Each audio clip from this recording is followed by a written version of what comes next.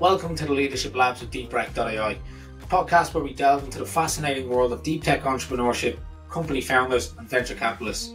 I'm your host, Anthony Kelly, and I'm thrilled to have you join us in this exciting journey. In each episode, we explore the minds behind groundbreaking technologies, the visionaries who dare to push the boundaries of innovation, and the investors who fuel the growth of tomorrow's game changers. Welcome to the show. How are you doing?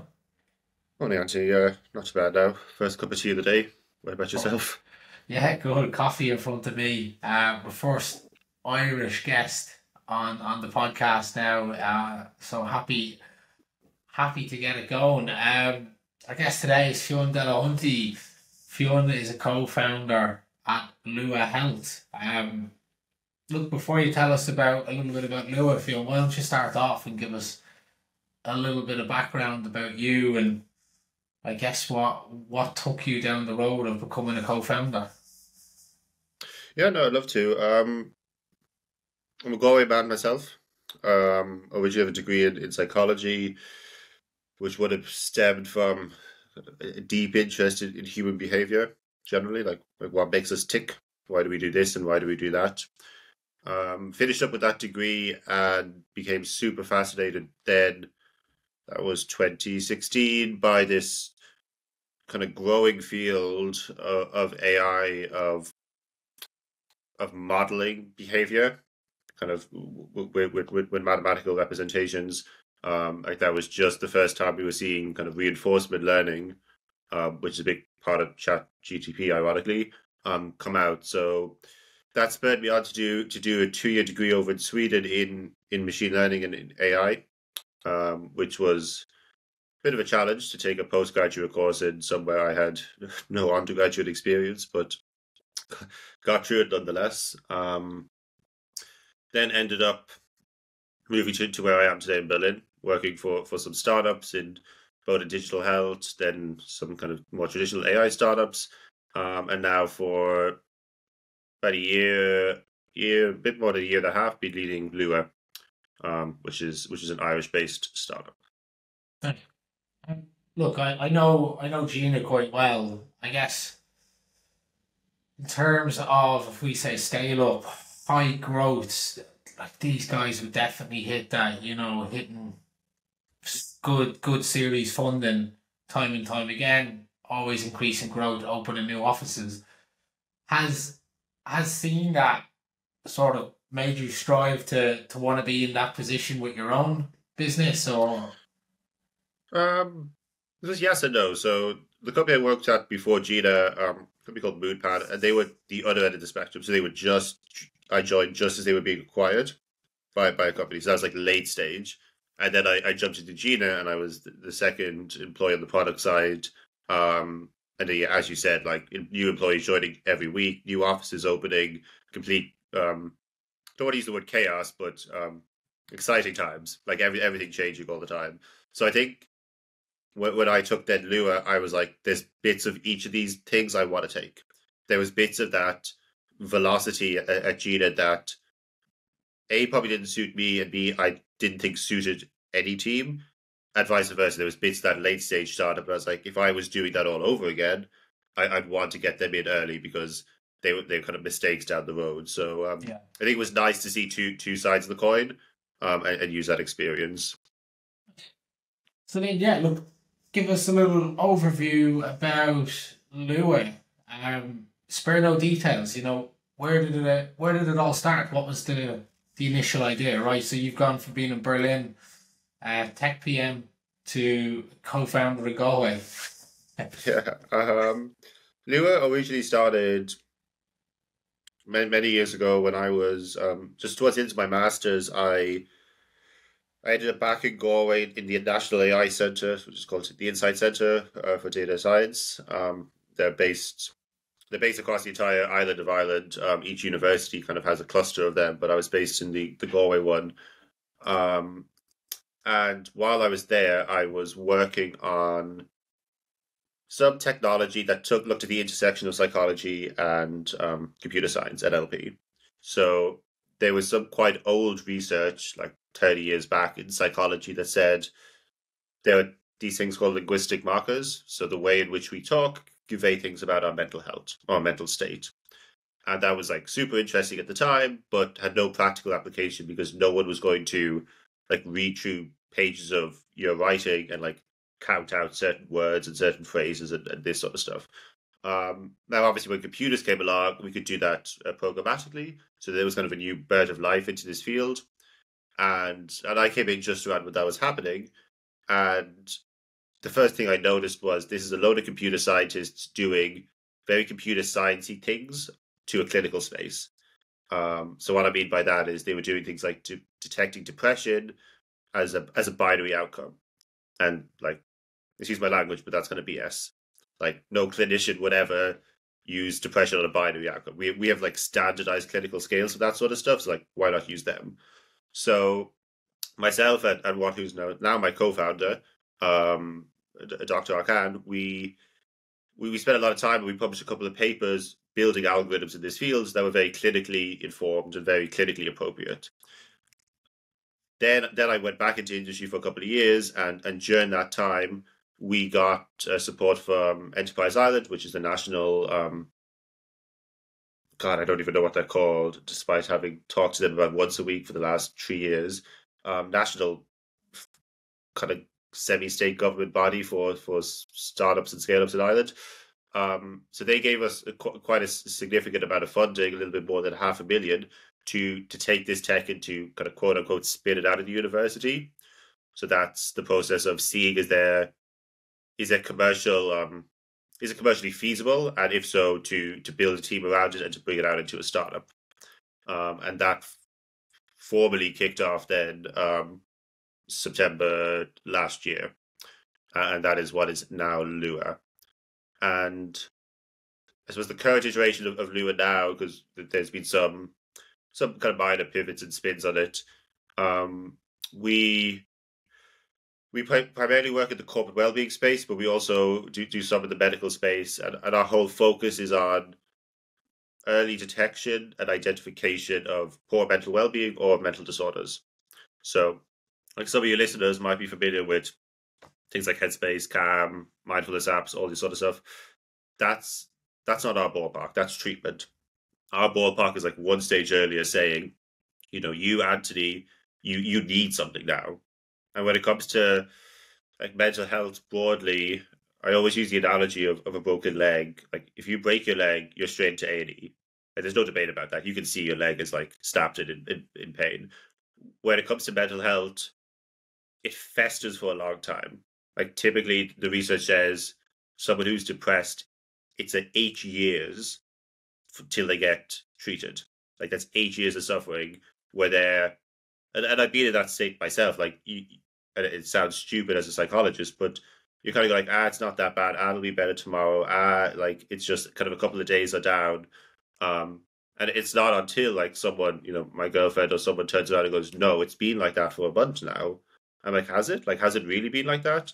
And I think that's what's quite insidious about poor mental health, is that we discount it, and then it just festers for a long time. So what we're trying to do is help people know they need help and what help they need. Yeah, I guess an issue with it is as well is you become disengaged in the most important things. You become disengaged in work. Then you're add insult to injury. You're now under more pressure at work. You're Exactly. disengaged with your partner.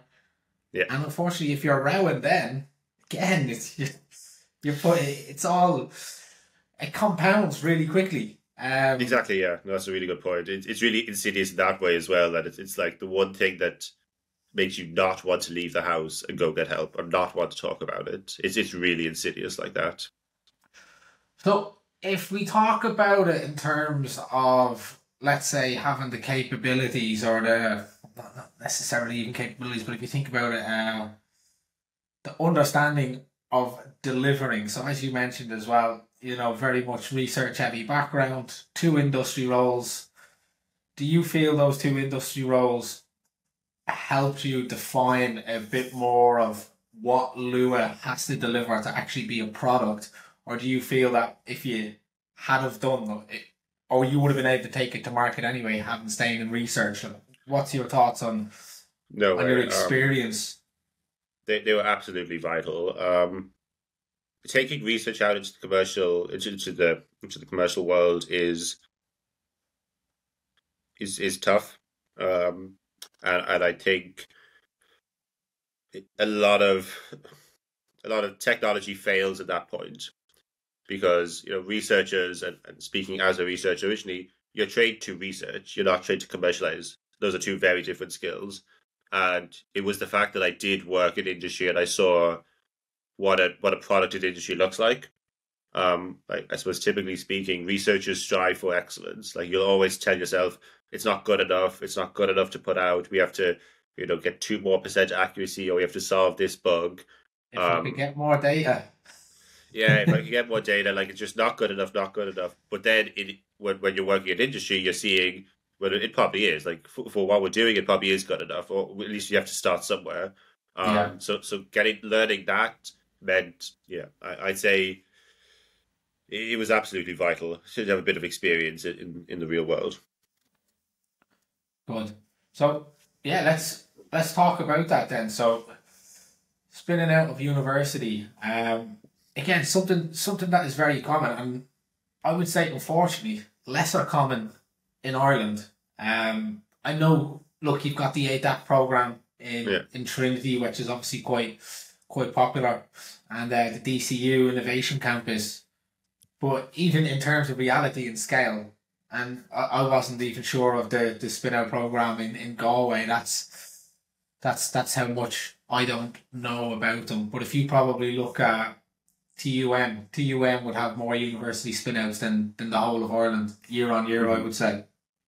So what was your experience with spinning out from university in Ireland? What's that been like?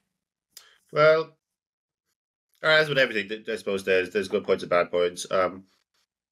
Depending on the sector, I think there's spin outs vary. So, like, anything in medtech or biotech or pharmacy is nearly always a spin out.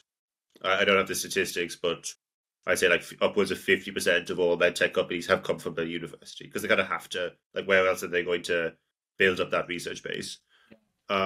Interestingly, and I couldn't find the statistic before we jumped on the call, but when it comes to AI, I think it's somewhere around 14 to 15% of all AI companies have spun out of a university lab. And then when it comes to like typical SaaS companies, it's less than 1%. Which again, like, if you're building a calendar app, like, why would you have decades of research behind you? That makes no sense. That's true. There's also elements of most AI companies are very expensive to even get an MVP off the ground. hmm You know, Yeah, exactly. makes a Um, difference in that. and typically, also, I think like AI companies, when you are in front of investors, they expect a certain level of, I suppose, experience on the AI side, and having come from a university, having publications that sort of ticks that box, it would be hard to justify that otherwise, I would say, not having done it myself. Um, I think the Irish startup ecosystem is actually quite strong. To your point, I think the Irish one, maybe not as strong as the UK one, but is quite strong. Probably stronger than most other European countries. Actually, I don't think the ecosystem here in Germany is that strong. Israel is quite strong, and the US is quite strong. Um, so in Ireland, I think we're pretty well placed. Yeah, Not perfect, but we're pretty well placed. I suppose on the good side is is I suppose the funding and the ecosystem you operate in. So you can get reasonably large amounts of funding, non-dilutive, to keep you alive, and you can operate inside of the university at an early stage that kind of reduces your overheads, means you don't have to like set up payrolls. You put people on the university payroll. You don't have to learn about like HR and tax and all those things. Um, and if you are a kind of a med tech company, you could use lab space, you could use kind of research labs and chemicals and all those sorts of things. That's like not so applicable for AI companies. yeah, Although in saying that, there is like high performance computing and things that the university has that we can tap into. So there's kind of positives on that side.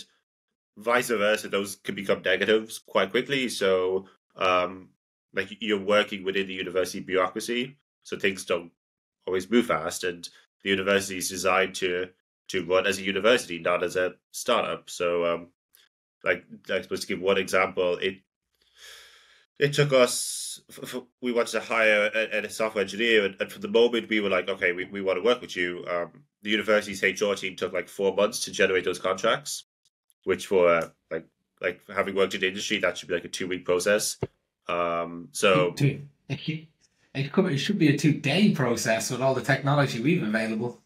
yeah, so like I suppose one side good that I don't have to learn how to do all that, but bad that it slows you down to a 4 month degree. So kind of apples and oranges, goods and bads. But there's a lot of, I think, the precedence and the ecosystem is quite important. So like some of your listeners in the mental health space, there was a company called Silver Cloud. Some of your listeners may or may not be familiar with. They spun out of Trinity College about 7 years ago, and they were just last year acquired by Amwell in the US for I think 500 million in the mental health space. So good good precedence there to show how a company kind of goes out of the university, jumps to America, expands, and then like ends up with an exit. Um, so that precedent is quite important because it means people are familiar with how you should operate and like what path you should follow. So I'd say that's quite good as well. Now, I'm going to sort of just go back a little bit. You said it was really helpful in the university because you didn't have to learn HR, contracts, legal. Um, I guess what about Lua Health branding, go to market, logo? Like where did that all come from? Yeah, so I suppose we're now in the process of spinning out where we need all those things. So yeah, like it's kind of putting them a lot on the long finger. Like you do eventually need to learn all the HR and all the legal stuff. Um, we also initially would have operated onto the university's branding as a research team, and then pivoted to our own branding and our own entity as we spin out. Um, Lua is Gaelic, is Irish for Galua, which is earlier. So that's like we detect things earlier. I never fail to throw that in because I'm proud of having come up with it, but I don't get to say it enough. Look, I'm with you on that. I'm restricted on children's names and everything that I'd like at the moment as well. Oh Jesus, we have the best names, at least in my opinion. But yeah, I empathize that others may not agree with that statement. Yeah, my girlfriend was very specific in saying I couldn't have one that people would not be able to spell. I was like, or say, I'm like, yeah, you can. I was, but we know them. That's the difference. Yeah, So you mentioned as well, and you touched on it about setting up Lua, and you spoke to me on it about you want to run it as a product company, and this again all comes from your industry experience that you've picked up. Like, I'm curious, like what does that mean? yeah, that's a good question. So I think to me, a product company is maybe the opposite. I suppose to put it another way, I see a lot of startups being founded by engineers and writing beautiful code bases. Like having an idea, building a whole product, and then going to the market and going like, why would you use it? Like we have this great product, why would you use it? Or believing that you need a fully functioning end-to-end product before you can kind of validate that people will use it. I think a product to me, a product company does the opposite. So the first thing we did was we went out to the market. We had like hundreds, that's not an exaggeration, of conversations, just asking people very broadly about their problems when it came to mental health. So, like, how those conversations would typically go is we would find people like senior HR leaders, senior like CEOs, and also like mental health professionals like psychiatrists and consultants, and we would go, "This was for your company. What does mental health mean to you? Like, is it something you think about? Is it not?" And like a fair percentage were like, "No, it's not something on my radar." And I was like, "Okay, that's fine. Maybe I personally don't think that's fine, but I'm not going to lecture you on why you're wrong." Um, but then some of them were like, no, it is a problem, and specifically, we've been buying all these like headspaces and things, but no one's been using them. And I'm like, okay, there's that utilization, that's a problem. Like you've just validated to me that is a problem. And there's a really good book for anyone listening called The Mom Test that says how you should like handle these conversations so you don't bias them. Like you should absolutely not go into these conversations going, is this a problem for you? Because obviously people will just be nice to you and go, oh, of course, yes, it Yeah. is. You seem like a nice person. You're leading the conversation then.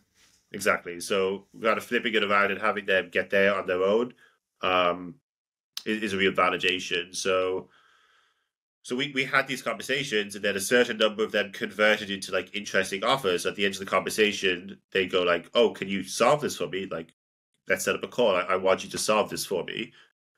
Which is slightly terrifying because at the time we wouldn't have always had the tech ready, and we were kind of bluffing our way through and say, "Oh yeah, of course we can solve that for you." Just like, let's make sure that call's in a couple of weeks, please. But I think that was good because we built to demand, and we also, like, some of our very early assumptions were, I suppose, like the best example of that is our first integration was Slack. We built it into Slack. And that is because me and my co-founder firmly believed everyone used Slack because we use Slack. Turns out nobody uses Slack in the corporate world. Everyone uses Teams. So, like, we did waste like 2 months building into Slack to find out that every one of our customers. You're a software developer in a corporate team. You use Slack and Teams. Quite possibly, but for where we're selling to, everyone uses, like, they only want it inside of Teams. So that's a good example of where we just made an assumption that we thought was really solid and sound and was completely wrong. And we only got there by having conversations with people. And luckily we only wasted 2 months. Like, we didn't build a fully fledged product, but we could have run that risk. And that applies in every aspect of our product. So like any feature we build, I typically will wait to hear the request for that feature from the mouths of a couple of our users before I invest developer time in it. I don't make assumptions that, now, like, sometimes I have hypotheses, like I think they'll probably want a dashboard, but I haven't started that code base until a couple of them return to me and go, "Oh, could we see this on a dashboard?" I'm like, "Yeah, we can do that for you."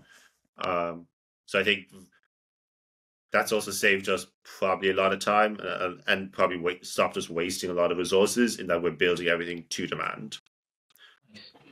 Now, I've got a question about, let's say, the initial market research. How did you define who you wanted to contact to find out the information from them? And then also what you wanted to say to them, right? Because, again, you said you're building it to demand, so you didn't really know, but you had an idea of who the man was, the person who has the authority, the person who has is in the decision making capacity. Yeah, that's a good question. I think we took a that's an old sales term, by the way. It's an acronym, MAN.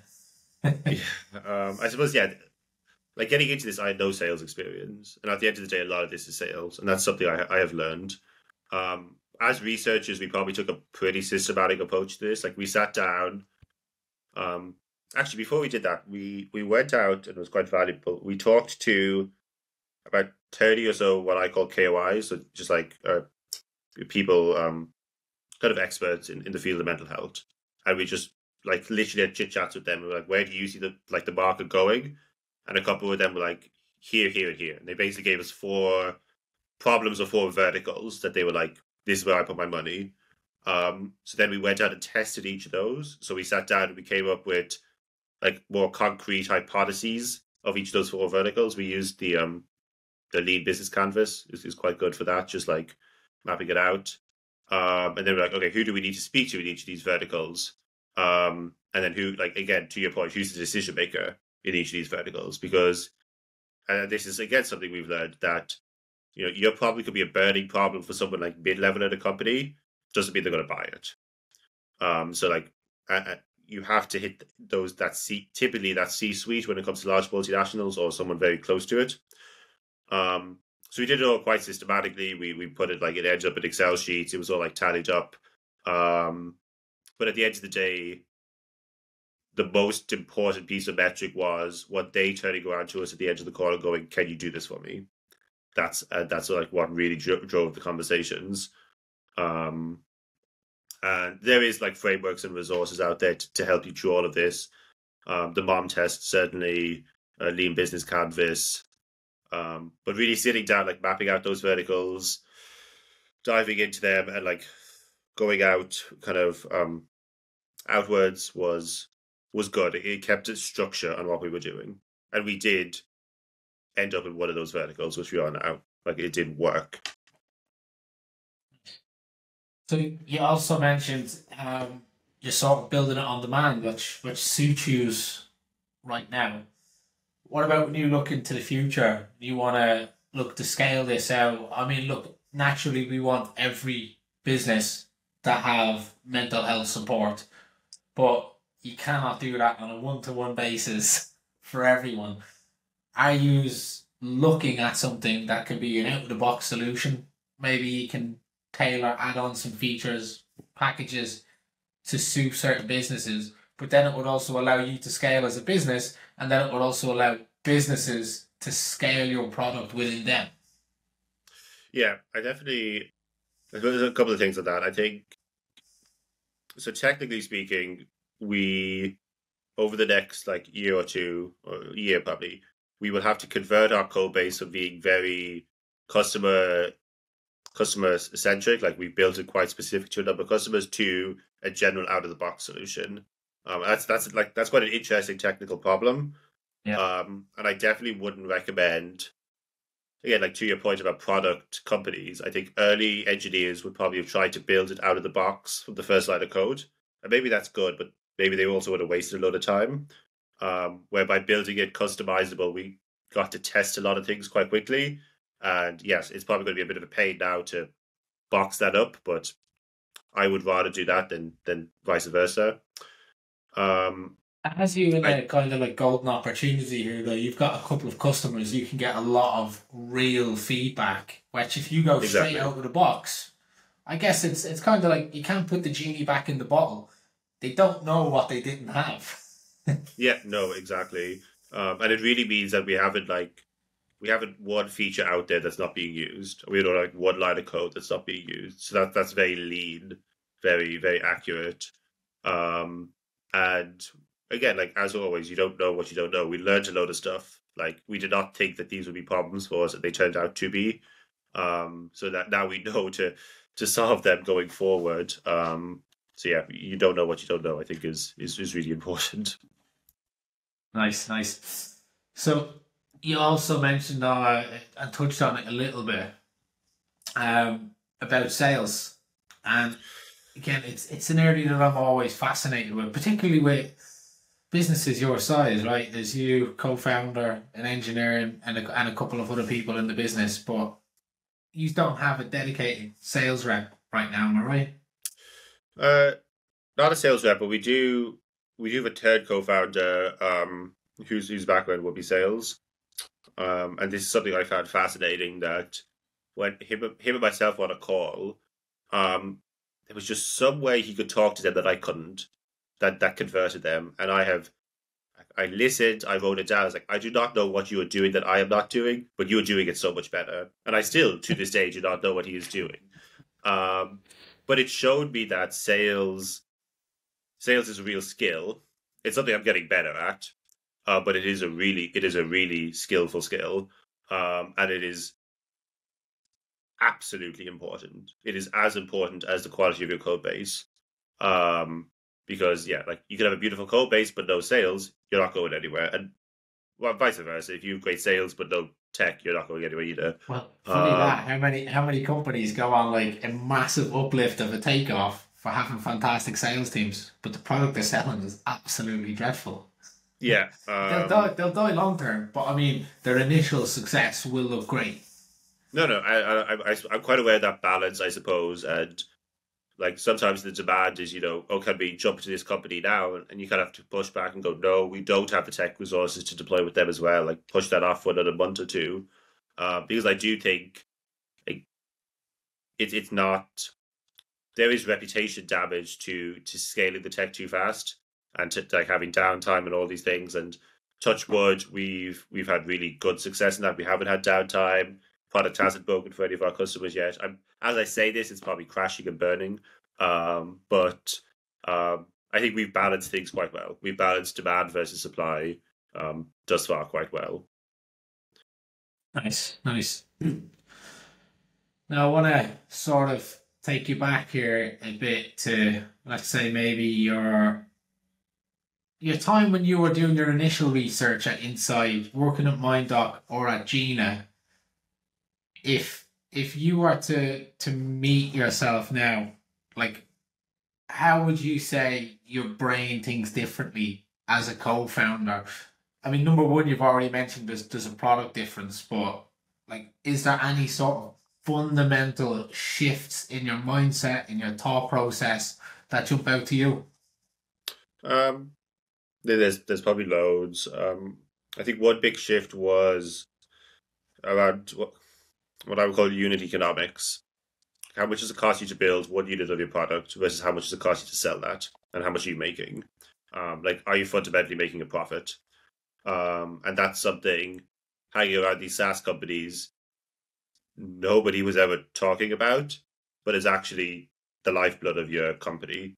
Like, can you legitimately make your product for cheaper than it is than the customer's willing to pay for it? And any business I would going forward now, that would be the first question on my lips. And how much is that differentiation? How are you like reducing the cost to build or like upping the cost to sell? Is there enough people out there who want to buy it? All these possibly quite boring economic questions, but I think founders discount them like they only take them way too late. But will actually tell you, is this even worth building in? Like, is the number like, are you building a product that globally only two customers going to want? Like, that's just a waste of everyone's time, really. Nice. I mean, are you doing the finance report here, or where have you sort of picked this up? No, It seems like I you're think preparing for everyone. VCs. I think, yeah. Well, I suppose to some degree, I am in front of VCs pitching. But I think every founder needs to be aware of this. Even if they're like maybe not directly in front of the VCs. I suppose I always had an interest in economics. Took economics at university and stuff. But yeah, those I think those basic finances are absolutely vital for everyone. Everyone in the business ideally should know at an early stage.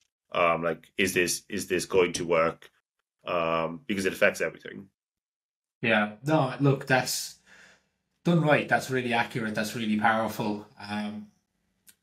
That is the stuff that VCs will want to see done at 6, 12, 18, 24 months. If we do seed funding with you now, where can you be in 16, 18 months so that we can go Series A? And you kind of have to really know that well. And a benefit that you have is that you can also link up with your sales guy who would then actually be really able to talk to you about conversion, likelihood at bringing in revenue and some of these customers. And if he can sales forecast his pipeline, uh, would have you coming across really, really well. Yeah, and it also tells you a lot about the VCs. Like, some VCs we talk to are like, give us 5 year or 7 year projections, and then straight away I'm like, no, I can't. Like that. Like, I can make up numbers, but they're absolutely made up, and that will. Tech unicorn, 10 billion valuation. Yeah, but that would also tell you a lot about what these VCs, are these VCs legitimately an early stage venture? Because any legitimate early stage VC will know anything post 18 months or possibly 24 months is completely made up anyway. Yeah. Um, and again, like, is a VC asking you these questions? Will again tell you a lot about how experienced they are, how clued into the ecosystem they are. And good domain specific VCs will know these for other companies and will be able to tell you that what you're predicting is either way off or way too high or way too low. So they'll use this as a sounding board as well for how clued in and how much due diligence you've done as well on the market. Yeah. It's one in there. And it's something that I hear a lot of founders saying is that, yeah, VCs can't value us correctly. But like, look, you're in the AI NLP space focusing on mental health. mental health awareness. Like if you go into a company that primarily works with computer vision and autonomous driving companies, going to be a mismatch there. Valuations are going to be off. Probably not going to be happy, or even just some more standard SaaS companies, right? They just won't give you a fair run for your money. No, completely. And like when it comes to the one thing VCs absolutely hate is that you go into them and you tell them this is a $10 billion market and we're going to take 1% of it. That's like 101 that this founder does not have a clue what they're talking about. Um, Going into those So VCs and going, these are the 10 companies who we're piloting with, of which there are hundreds in the world, of which we expect to get like 10 more the next year and 10 more in the following year. That shows you on the ball. yeah, Shows you haven't yeah. just Googled a quick question. No, it's good insight on that. So if we talk about, look, the technical skills that are there, I'd normally chat, what technical skills are important. But if we say business skills, what business skills have really helped you in the last 18 months? Let's say one that you already had, and then one that you've learned in the last 18 months. Um, I suppose already I would sort of consider though that those product like user interview skills to be sort of business, and that's something I already had, like being able to sit down with a user and not necessarily formally conduct an interview with them, but understand what they need from your product.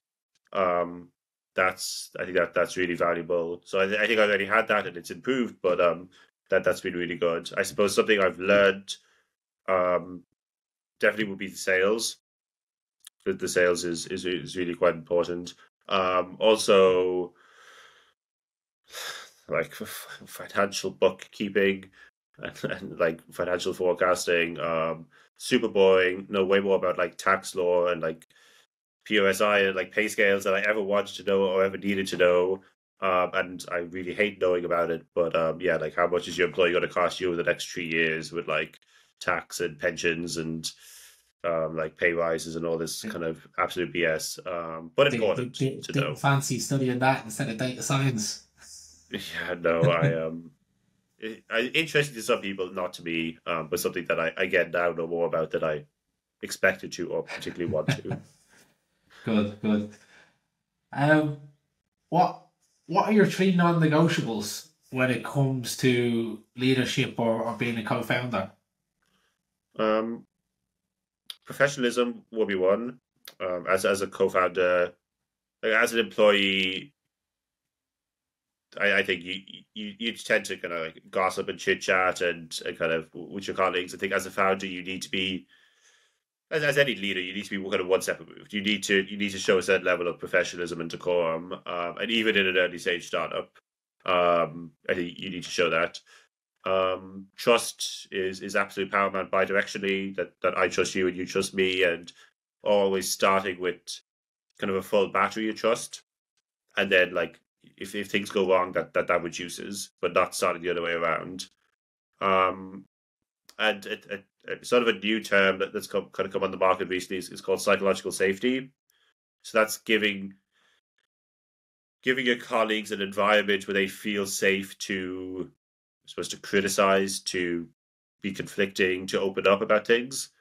And again, from having worked in companies where there probably wasn't that psychological safety, where employees didn't feel that they could raise their hand to go, "That's not right." Like that's a bad decision you're making at leadership level. Um, I didn't want to run a company like that, and I don't believe we are running a company like that. It can be hard to hear as a founder when someone raises your hand and goes, "That's BS," but I think it builds for a better company long term. Do you think, God forbid if I'm very way off saying this, do you think Maslow's hierarchy needs is becoming outdated in the modern world? Oh, that's a question to have over a couple of pints, I suspect. I, uh, wouldn't I, say it's becoming outdated, the, but I'd the, say the, it's. I was going to say the big part that I feel that's coming out is like it's not self-actualization now. People want group actualization more so than self. that's look, is it, if it's an extra layer or whatever it might be, I think that makes just considering, yeah. That's an interesting point. I pivoted slightly, and I'd say our group actualization has changed. I think, like looking back 2 generations ago, your parents lived in a farming community, and everyone was a farmer, and everyone was like in that community. And now we're trying to get this group actualization from typically from the workplace, which is way harder. Like if you again, like we work in vastly multinational settings. Like your colleagues are from places you've never even heard of, and if you think of how compare this to your parents or your grandparents' generation, like we have it way harder. Like to put it bluntly. So yeah, I think people are trying to get that actualization probably from the workplace, and there's a disconnect there where it is harder than they expect. I think that's where a lot of issues stem from. Yeah. That's my over a couple of pints random opinion, completely unfounded. I know, it's just something. It's just stuff I think about. It's the stuff I think about when I'm sitting in bed and I can't sleep. It's no wonder I can't sleep. Last question, Fionn. What is a book, piece of content, or podcast that you recommend for other people, either in a co-founding position or looking to make the jump, that you'd recommend? 2 things. I suppose the book would be Thinking Fast and Slow by Daniel Kahneman. Don't know if you've read that yourself. It's that one I have, yeah. Yeah, Kahneman was a Nobel laureate. Super interesting book.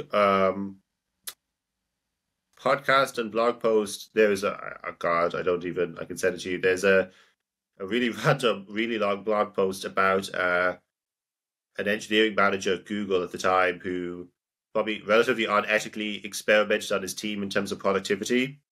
And what made them better or worse when it came to like velocity, like how much you were putting on top of them.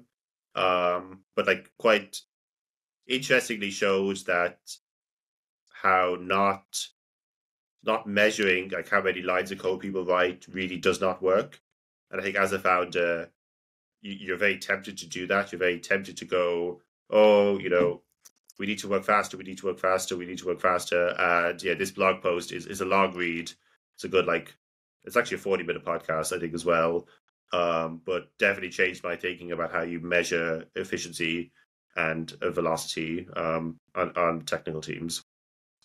Just rethink it. Yeah, all sorts of those things.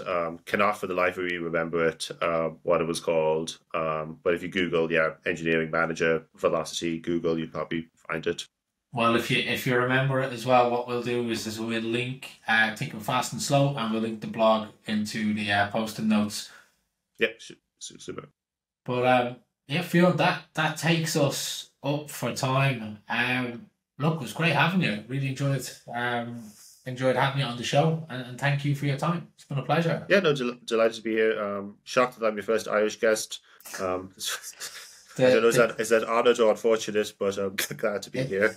The closest I've got was the guys from the computer vision startup that came out of Trinity, Raphael and Konstantinos from Volograms.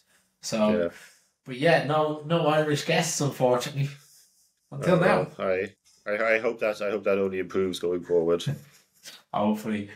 Thanks a million, Fionn. Thanks, Anthony. Take it easy. That concludes another enlightening episode of the Leadership Labs podcast. If you found today's episode thought-provoking and informative, be sure to subscribe to the Leadership Labs on your preferred podcast platform or on YouTube. Thank you once again for joining us on this journey through the Leadership Labs. Until next time.